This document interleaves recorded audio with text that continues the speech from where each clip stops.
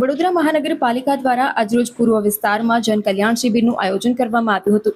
આ જનકલ્યાણ શિબિરમાં લાભાર્થીઓને મળતી યોજનાઓ જેમ કે આયુષ્માન ભારત યોજના, આયુષ્માન વય વંદના યોજના, નમોશ્રી યોજના, PMJY, લખપતિ દીદી યોજના, PM સ્વનિધિ યોજના, ફ્રી સીટ કાર્ડ, શાળા કોલેજ પ્રવેશ, રાષ્ટ્રીય વૃદ્ધ પેન્શન યોજના, નિરાધાર વૃદ્ધ અને દિવ્યાંગોની આર્થિક સહાય યોજના, રાષ્ટ્રીય કુટુંબ સહાય યોજના, ગંગા સ્વરૂપા આર્થિક સહાય યોજના, મુખ્યમંત્રી લક્ષ્મી યોજના તેમજ સરસ્વતી યોજના જેવા લાભાર્થીઓને જનકલ્યાણ શિબિર મારફતે લાભ મળતા હોય છે। આજરોજ ખાસ કાર્યક્રમમાં રાજ્યકક્ષાના મંત્રી તેમજ શહેરના વિધાનસભાના ધારાસભ્ય મનીષાબેન વકીલ, વિસ્તારના કોર્પોરેટરો અને કાર્યકર્તાઓ ખાસ ઉપસ્થિત રહ્યા હતા। આજે શહેર વિધાનસભા ખાતે અલગ અલગ યોજનાઓના લાભ મળી શકે એના માટેનું કેમ્પનું આયોજન કરવામાં આવ્યું છે વડોદરા મહાનગર દ્વારા। આપણા દેશના વડાપ્રધાન શ્રી નરેન્દ્રભાઈ મોદીજીના 12 વર્ષ પૂર્ણ થયા છે।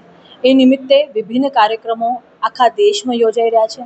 એવી જ રીતે તારીખ 8થી આ શરૂ થયેલા કાર્યક્રમ હજી પણ ચાલુ છે અને આવનાર દિવસમાં પણ વૃક્ષરોપણ સુધીના કાર્યક્રમ લગભગ 5 જુલાઈ સુધીના ચાલુ રહેશે।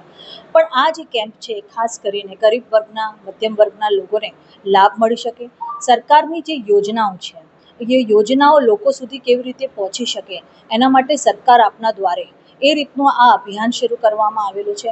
દર વર્ષે લગભગ આ કેમ્પને આયોજન થતું હોય છે। દીકરીઓ હોય કે વિધવા સહાય યોજના માટેની જે લાભાર્થી વિધવા બહેનો હોય કે વૃદ્ધ પેન્શન યોજના હોય, આધાર કાર્ડ હોય કે આધાર કાર્ડનું અપડેશન, આભા કાર્ડ હોય, જેથી કરીને હેલ્થ જર્ની બાળકની 1 વર્ષનું થાય ત્યારથી લઈને ઉંમર એની થાય 80 કે 90 વર્ષ જે જીવિત રહે ત્યાં સુધીની આભા કાર્ડ જે નવી વસ્તુ કાર્ડ બનાવવામાં આવ્યું છે એની પણ આજે આ કેમ્પ દ્વારા લોકોને માહિતી આપવામાં આવી છે। ખૂબ મોટા પ્રમાણમાં આજે લોકો અહીંયા આવી રહ્યા છે અને આ વિભિન્ન યોજનાઓનો લાભ લઈ રહ્યા છે।